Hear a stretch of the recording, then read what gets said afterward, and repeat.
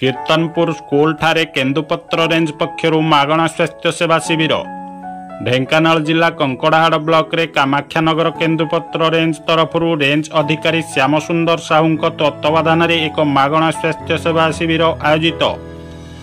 यह शिविर को बाम सरपंच फकीर मोहन महांत मुख्य अतिथि भाव जोगदे उद्घाटन करथिले। यह कार्यक्रम केन्दुपत्र तोलाली बंधई श्रमिक कर्मचारी स्वास्थ्य परीक्षा करी मागणा औषध जोगाई देवा उद्देश्य रे आयोजित होइतिला। डाक्टर महिमा नारायण ठाकुर और डाक्टर प्रतीक जेना उपस्थित रही स्वास्थ्य परीक्षा करी चिकित्सित करथिले।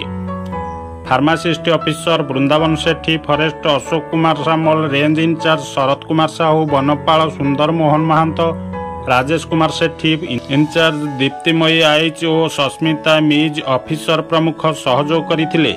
ग्रामांचल रे मागणा स्वास्थ्य शिविर शताधिक तोलाली बंधई श्रमिक कर्मचारी सहित अन्यान्य लोक माने उपस्थित रही शिविर रे 171 जन पंजीकरण करी स्वास्थ्य परीक्षा करथिले। हाथ पांतरे स्वास्थ्य सेवा पाइथिबारु लोक माने बेस खुशी होइथिले।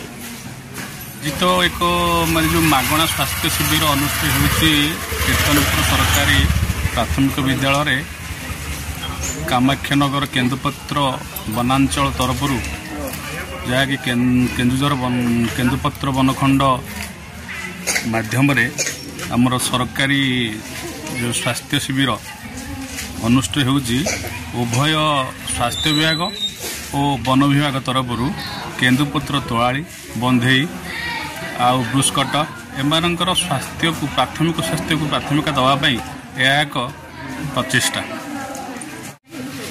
मो ना फकीर चरण महांत सरपंच बाम ग्राम पंचायत।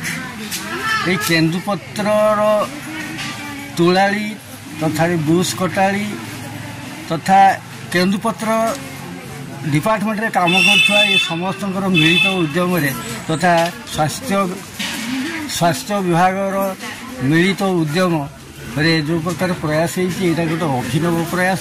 ढेंकानाल कामाख्यानगर सौम्य रंजन नायक स्वतंत्र रिपोर्ट ढेंकानाल वॉइस।